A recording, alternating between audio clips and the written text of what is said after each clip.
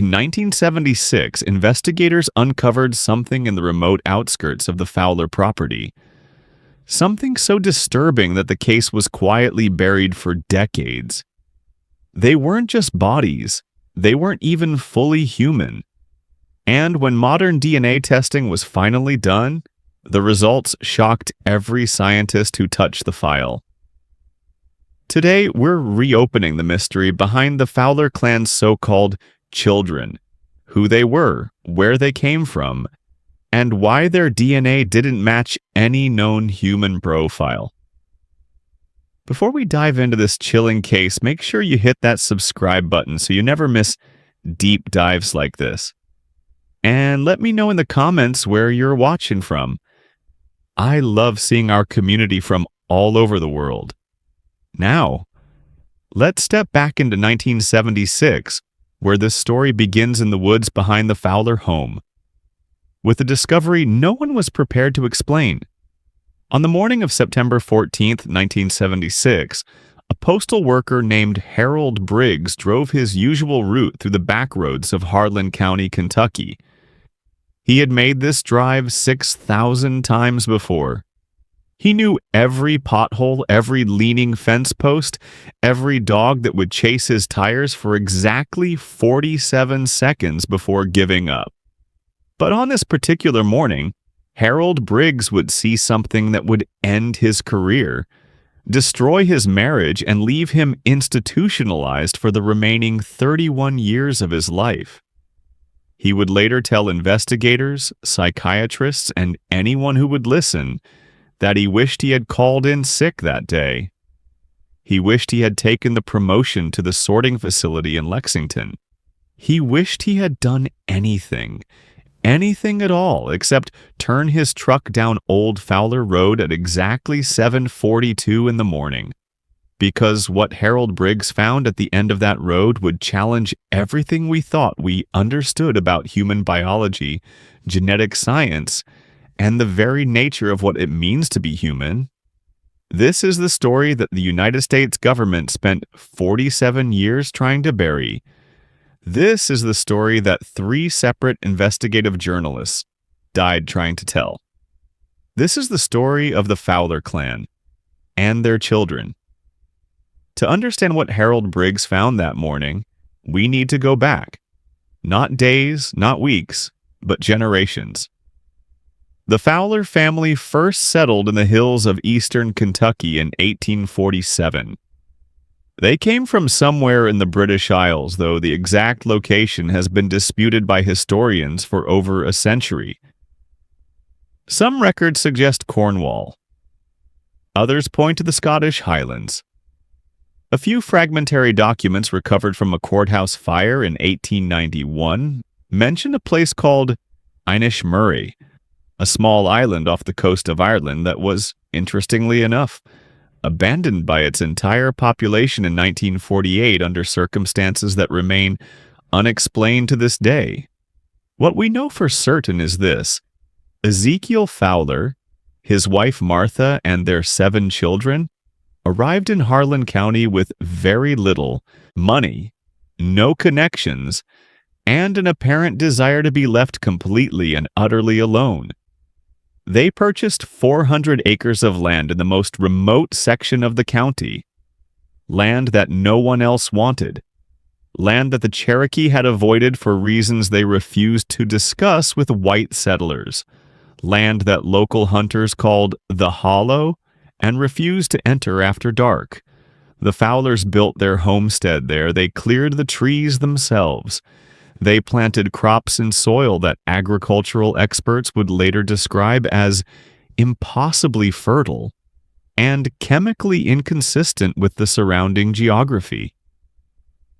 And then they did something that would define the family for the next 129 years.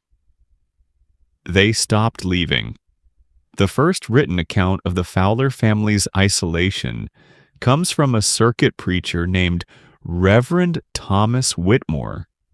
In the spring of 1853, Reverend Whitmore rode through Harlan County on his annual mission to bring the gospel to the mountain communities.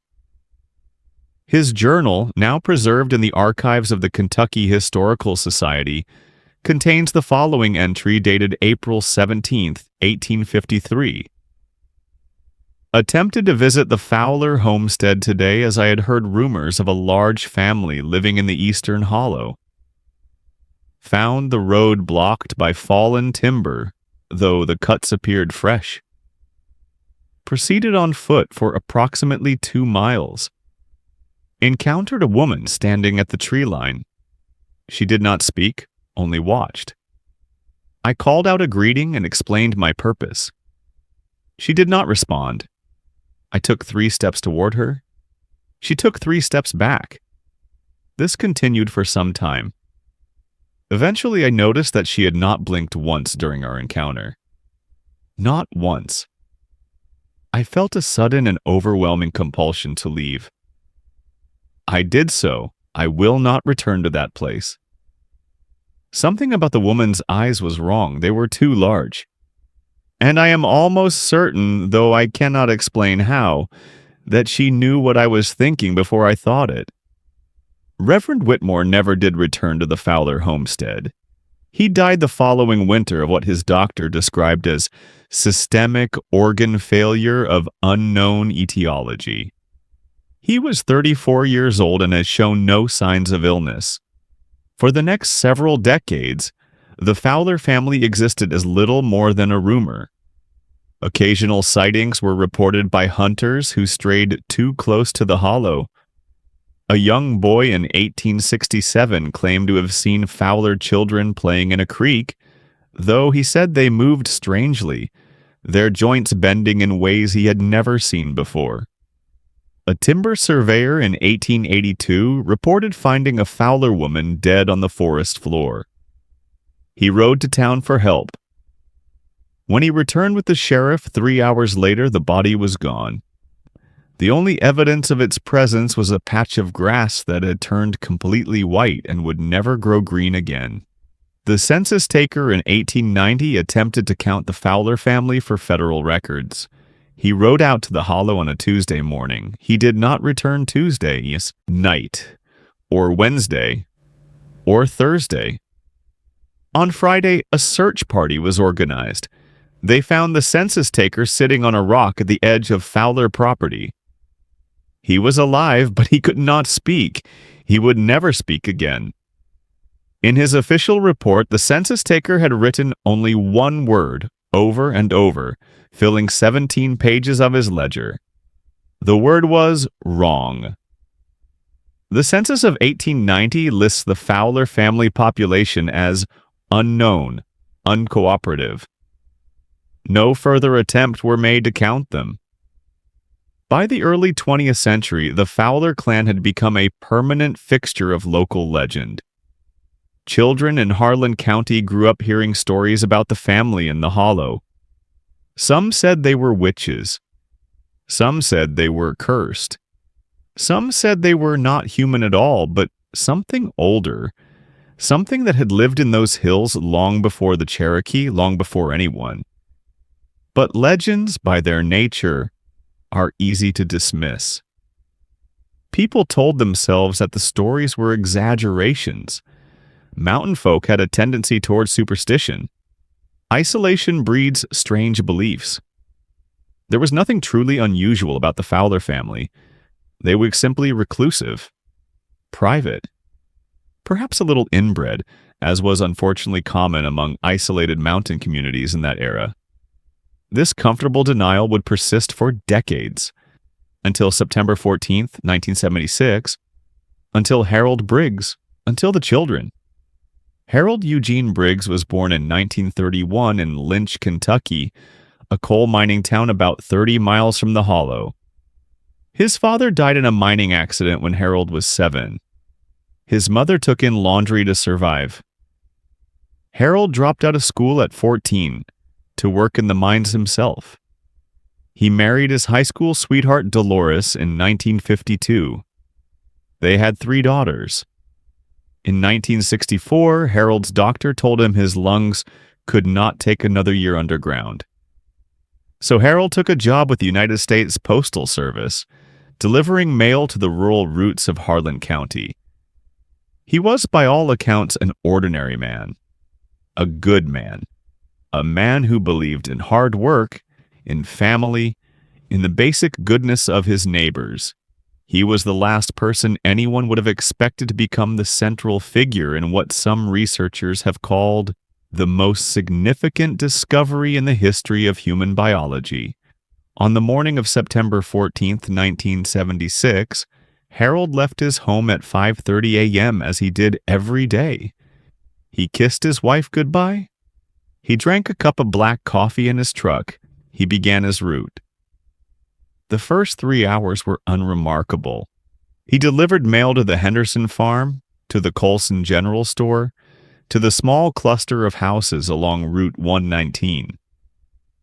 By 7:30, he was approaching the most remote section of his route, the 7 mailboxes that lined Old Fowler Road. Now, Harold had been delivering mail to Old Fowler Road for 12 years. In all that time, he had never once seen a member of the Fowler family. The mailboxes were always empty. No outgoing mail ever, but regulation required him to check them, so check them he did. On this particular morning, Harold noticed something different. One of the mailboxes, the third one from the road, had its flag up. This indicated outgoing mail. Harold stopped his truck. He later told investigators that he felt strange the moment his tires hit the gravel. Not sick exactly, just strange. As if the air pressure had changed, as if he was being watched. He walked to the mailbox. He opened it. Inside, he found a single envelope. It was addressed to no one. There was no return address. There was no stamp.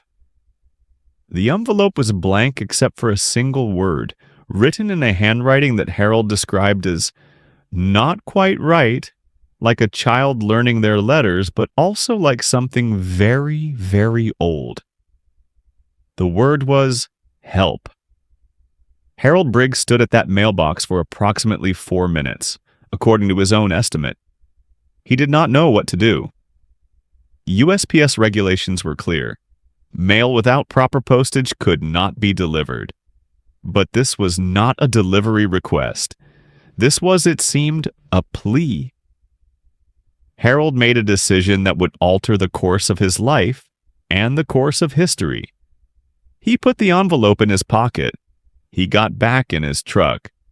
And instead of continuing his route, he turned down the dirt road that led into Fowler property. He drove for approximately 1 mile. The road was overgrown but passable. The trees on either side grew thicker, their branches reaching toward each other overhead until very little light filtered through. Harold would later say that even though it was a clear September morning, with temperatures in the low 70s, his breath began to fog the windshield as he drove deeper into the hollow. The temperature inside his truck dropped noticeably. Then the road ended. Harold stopped his truck at the edge of a clearing. Ahead of him, perhaps 100 yards away, stood a cluster of buildings. There was a main house, large and gray, with a roof that seemed to sag in the middle. There were several outbuildings. Barns, perhaps, or something else. Harold could not identify their purpose. Their architecture did not match anything he had seen in his 55 years of living in rural Kentucky. The angles were wrong. The proportions were off. He found that looking at the buildings for too long made his eyes water. Harold got out of his truck. He called out a greeting. His voice seemed to die in the air, absorbed by something he could not see. He took a step forward, and that is when he saw the children. There were 9 of them. They were standing in a line in front of the main house, arranged by height, smallest to tallest. They were all facing Harold. They were all completely still.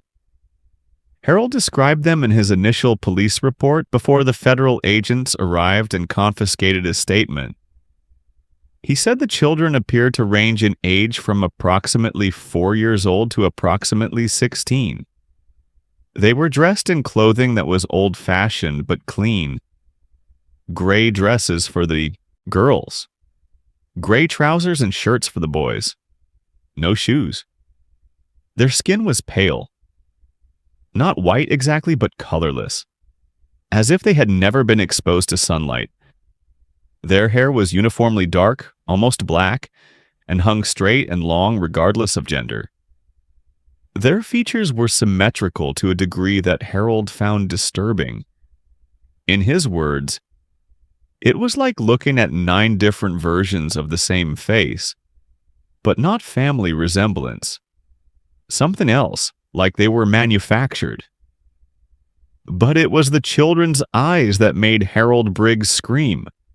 Their eyes were too large by approximately 30%. The irises were black, not dark brown, but actual black, like pooled ink. And there were no whites visible at all. The entire visible portion of each eye was that same liquid black. The children did not blink. They did not move. They simply watched. Harold Briggs did not remember getting back into his truck. He did not remember driving away. His next clear memory was arriving at the Harlan County Sheriff's Office at approximately 8:30 a.m., still screaming, his hands shaking so badly that he could not release the steering wheel. Deputy Richard Stanton was the first officer to respond. He found Harold in the driver's seat, nonverbal, his face the color of old paper. It took 20 minutes to coax Harold out of the truck.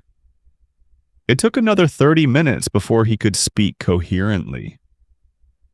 What Harold told Deputy Stanton was dismissed initially as the ravings of a man in the midst of a mental breakdown. Mountain hysteria, some called it. A stress reaction. Perhaps early onset dementia.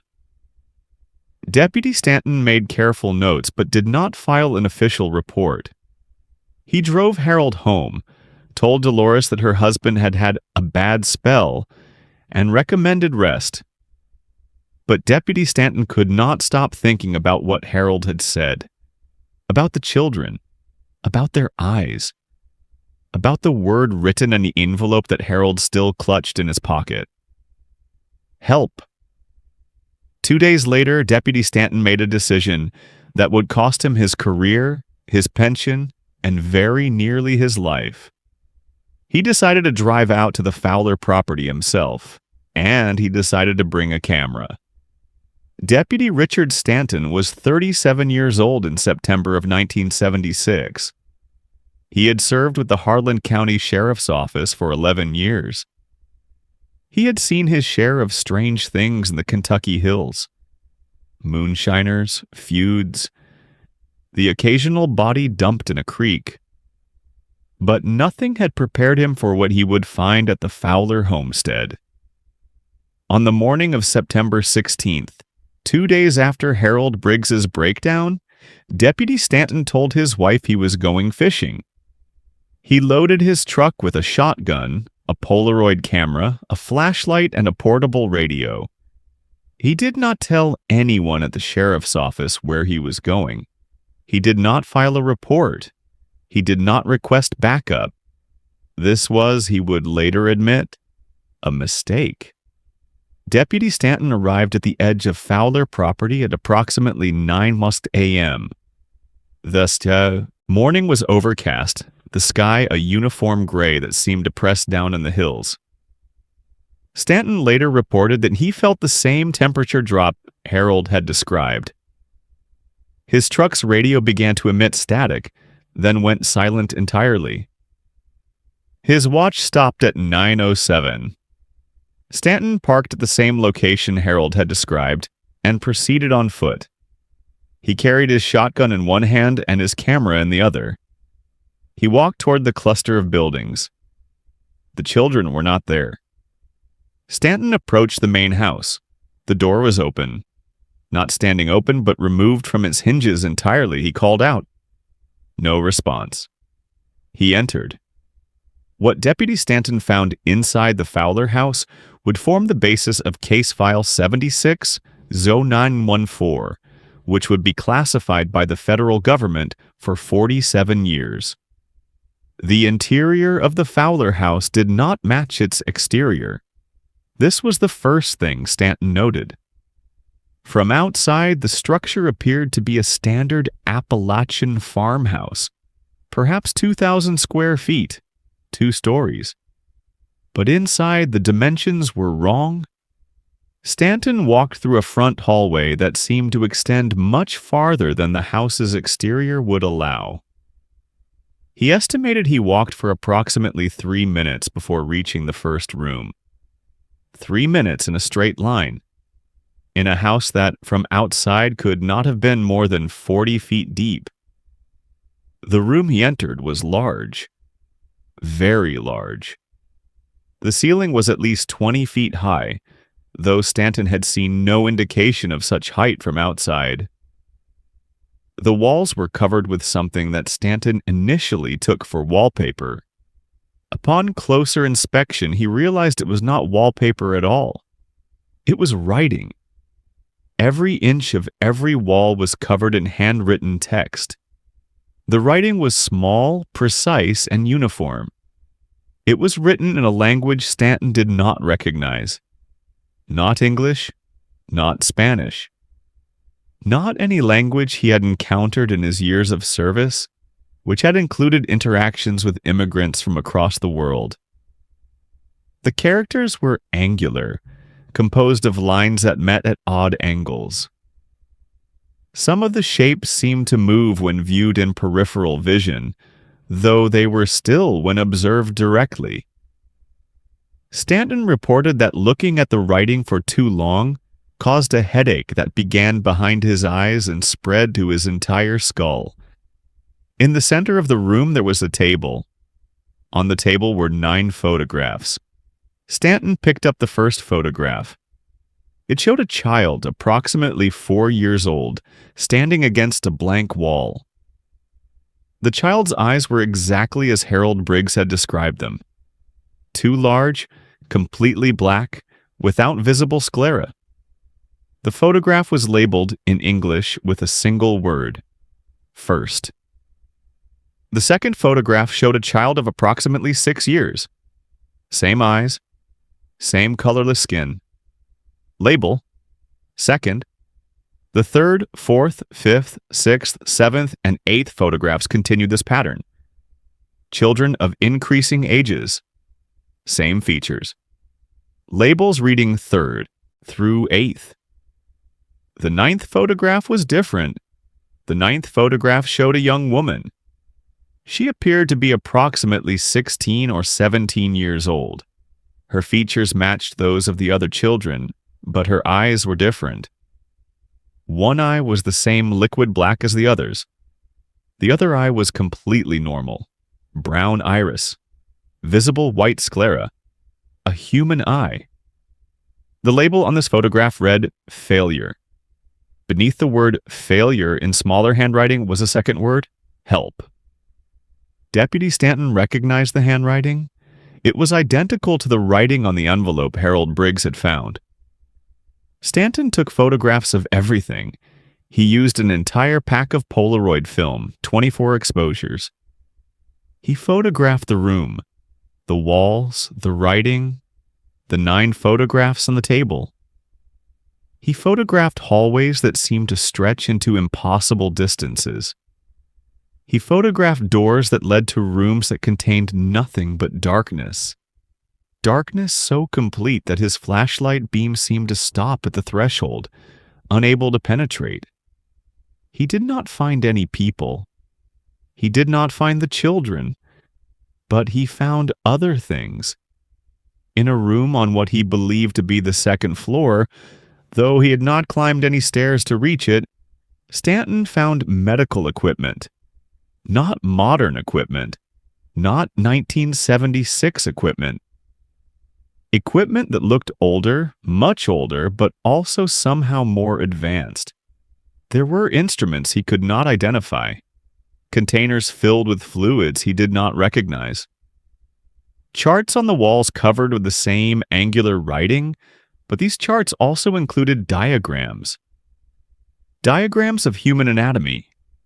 Diagrams that were not quite right. The proportions were off. The eyes were too large. The skull was slightly elongated. The spine had additional vertebrae. The hands had an extra joint in each finger. These were not diagrams of humans. These were diagrams of something else. Deputy Stanton spent approximately 3 hours inside the Fowler house. When he finally emerged, the sun had set. This was impossible. He had entered at approximately 9:15 a.m. He had, by his estimate, been inside for 3 hours. It should have been early afternoon at most. It was full dark. His watch, which had stopped at 9:07, now read 2:33 a.m. Stanton ran to his truck. The engine would not start. The radio was dead. He sat in the driver's seat until dawn, his shotgun across his lap, watching the dark windows of the Fowler house. Nothing moved. At first light, his truck started without issue. He drove directly to the sheriff's office and demanded to see Sheriff William Combs. What happened next would change everything. Deputy Stanton showed Sheriff Combs the photographs he had taken. He described what he had seen. He requested immediate backup and a full investigation of the Fowler property. Sheriff Combs listened. He examined the photographs. He asked Stanton to wait in his office. 45 minutes later, 2 men in dark suits arrived. They did not identify themselves. They did not show badges. They simply walked into Sheriff Combs's office as if they had always been there. They took Stanton's photographs. They took his camera. They took his written notes. Then they took Deputy Stanton. Richard Stanton was not seen again for 7 days. When Stanton returned to his home on September 23, 1976, he was a different man. His wife, Eleanor, described him as empty. He would not discuss where he had been. He would not discuss what had happened. He resigned from the sheriff's office that same day, citing health reasons. 2 weeks later, the Stanton family moved to Arizona. They told no one they were leaving. They did not sell their house. They simply disappeared. Richard Stanton died in 1984 of a heart attack. He was 45 years old. His medical records, obtained by researchers decades later, showed no history of cardiac problems. But before he died, Richard Stanton did one thing that the men in dark suits had not anticipated. He made copies. In 1983, 1 year before his death, Richard Stanton mailed a package to his younger brother, Thomas. The package contained 3 Polaroid photographs and a handwritten letter. The letter was brief. It read, "Tom, I don't have much time. They're watching me. They've always been watching me. I need you to keep these safe. Don't show them to anyone. Don't tell anyone you have them. If something happens to me, wait. Wait as long as you can, and then tell the world. Someone needs to know what the Fowler family really was. Someone needs to know what they were doing to those children. Someone needs to know what we found. The government knows. They've known since '76. They took the children, Tom, all 9 of them. They took them somewhere. I don't know where, but I know why. The children weren't human. Not entirely. Something was done to them. Something was done to the whole family going back generations. I don't know what, I don't know how, but the DNA tests they ran, the ones I wasn't supposed to see, the ones that got me put in that room for 7 days. Tom, the children's DNA didn't match any known human population. It didn't match any known primate. It didn't match anything in any database anywhere. Some of the markers weren't even terrestrial. I don't know what that means. I was afraid to ask. I'm still afraid. Keep the photographs safe. And when you're ready, when you're old and you don't care anymore what they do to you, tell everyone.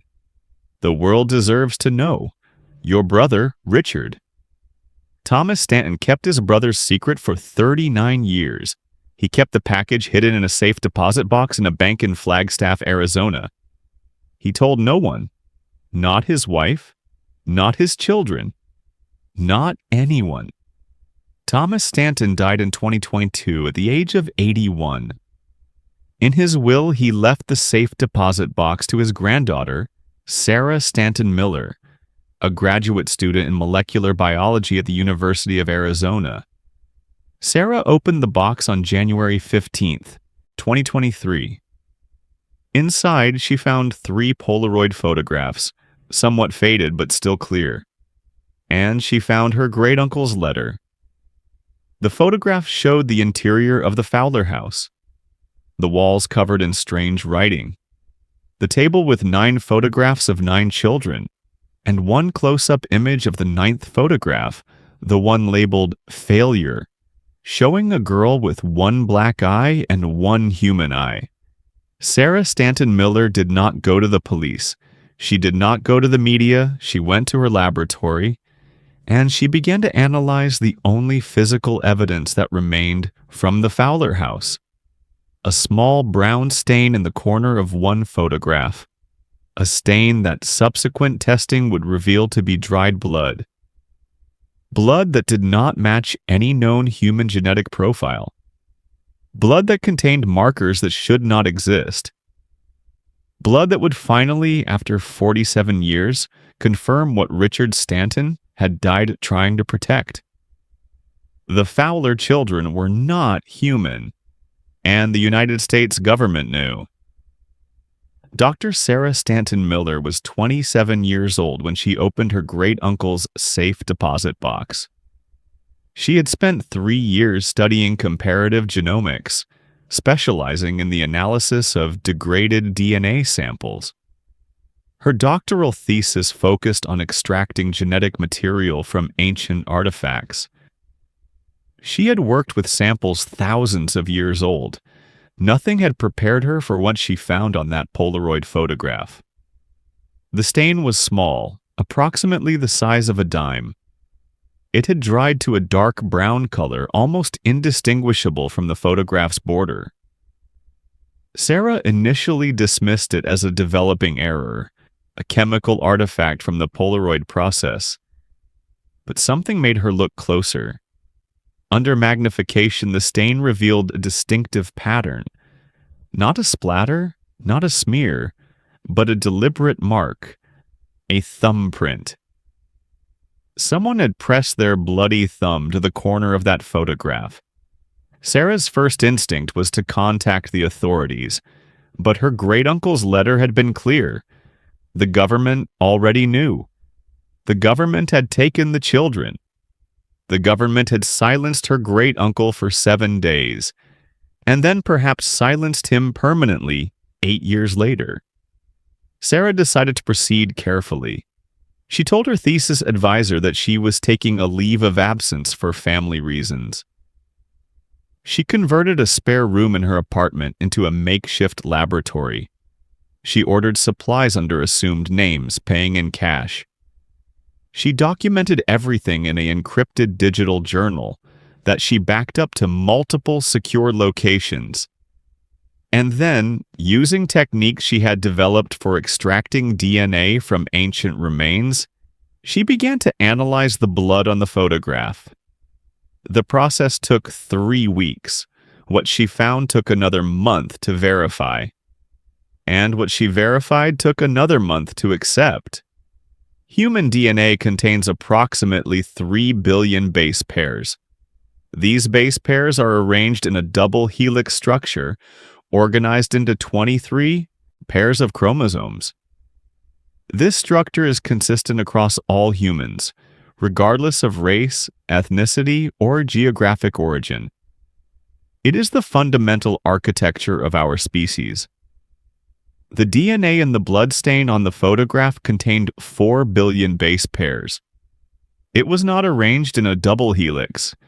It was arranged in a triple helix. and it contained not 23 pairs of chromosomes, but 31. Sarah ran the analysis again, and again, and again. She used different techniques, different controls, different equipment. The results were always the same. The blood on the photograph came from something that shared certain genetic characteristics with humans. Approximately 63% overlap by her calculations, but was fundamentally not human. The additional billion base pairs contained sequences that did not match any known organism.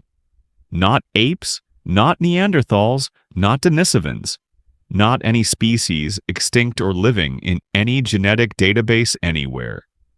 Some of the sequences appeared to code for proteins that had no known function. Some appeared to code for structures that had no analog in human biology. And some, approximately 3% of the additional genetic material, contained markers that Sarah's software could not categorize at all. The analysis program returned an error message she had never seen before. Sarah spent 3 months trying to explain these results through conventional means. Perhaps the sample was contaminated. Perhaps the Polaroid chemicals had degraded the DNA in unusual ways. Perhaps her equipment was malfunctioning. She tested her equipment with known samples.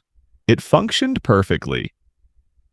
She tested control samples extracted from other Polaroid photographs.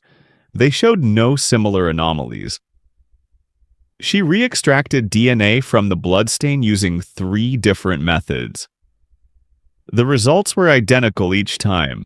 There was no conventional explanation. The blood on that photograph came from something that was not human, but was close enough to human that it had once been classified, at least by someone, as a child. In July of 2023, Sarah made a decision that would draw her into a conflict that had been ongoing, in secret for nearly half a century. She began to search for the Fowler children. Sarah started with public records, census data, birth certificates, death certificates, property records, tax filings, court documents. The Fowler family had existed. This much was verifiable. Land records showed that Ezekiel Fowler had indeed purchased 400 acres in Harlan County, Kentucky in 1847.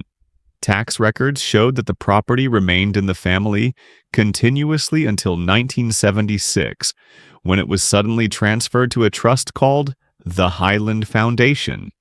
The Highland Foundation had no public officers, no public address, no public filings of any kind. It existed only as a name on a deed. Sarah dug deeper. She found a single reference to the Highland Foundation in a 1981 congressional budget document. A line item buried on page 347 of an appropriations bill. The line item allocated $17 million to the Highland Foundation for biological research and containment. No further details were provided. No further references appeared in any subsequent documents. Sarah expanded her search to include less official sources, local newspaper archives, church records, personal correspondence donated to historical societies, oral history projects. In the archives of the Harlan County Historical Society, she found a collection of letters written by a woman named Margaret Cole in the 1920s. Margaret had been a school teacher in the county from 1918 to 1944. Her letters, addressed to her sister in Louisville, contained detailed observations about local families. In a letter dated March 3, 1923, Margaret wrote, "I had the strangest encounter today. A woman came to the schoolhouse door during morning lessons. She did not knock. She simply stood there, watching through the window, until I noticed her and went out to ask her business. She said her name was Fowler and that she wanted to know what we taught the children. I explained our curriculum: reading, writing, arithmetic, history. She listened without expression. Then she asked if we taught the children where they came from. I did not understand her meaning. She clarified. She asked if we taught the children that they were human. I assured her that we did not need to teach such an obvious fact. She looked at me for a long moment. Then she said, "Perhaps you should." And she walked away. I watched her go. She did not walk like other women, Clara. Her gait was too smooth, too even, as if her joints worked differently than ours. I will not be sleeping well tonight. Sarah found another reference in the records of the Harlan County Medical Examiner. In 1941, a hunter named Earl Hoskins had discovered a body in the woods near Fowler property. The body was that of a young girl, approximately 12 years old, cause of death undetermined. An autopsy had been conducted by Dr. Franklin Moss. Dr. Moss's report was mostly standard. The girl had been in good health. No signs of violence, no obvious cause of death. The body had been well preserved despite an estimated time since death of 2 to 3 days. But one section of the report was unusual. Under the heading Anatomical Observations, Dr. Moss had written, "Subject presents several variations from standard human anatomy. The eye sockets are enlarged by approximately 25 to 30%. The spinal column contains 27 vertebrae rather than the typical 24. Each finger contains 4 phalangeal bones rather than the typical 3. The internal organs are positioned differently than expected, with the heart located slightly more centrally than normal. The liver is proportionally smaller and an additional organ of unknown function is present in the lower abdominal cavity. This organ is approximately the size and shape of an avocado and is dark purple in color. I have no explanation for these variations. I have contacted colleagues at the University of Kentucky Medical School for consultation. Dr. Moss's consultation request was acknowledged, but never answered.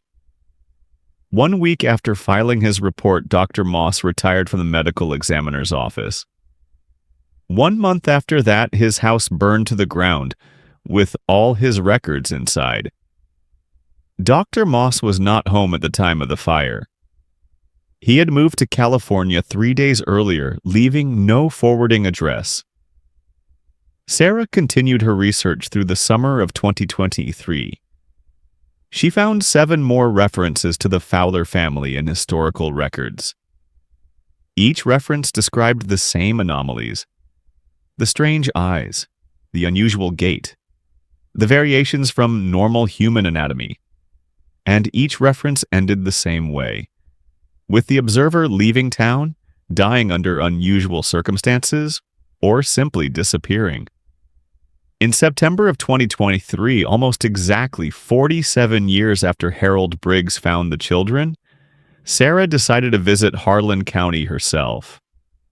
She told her roommate she was going on a research trip to Kentucky. She did not say where in Kentucky. She did not say why. She packed her car with camping supplies, recording equipment, and a sample collection kit. And she drove to the Hollow. Sarah Stanton Miller arrived in Harlan County on September 12, 2023. She had booked a room at a motel in Harlan, the county seat, approximately 30 miles from the Fowler property. She planned to spend several days gathering information before attempting to visit the site itself.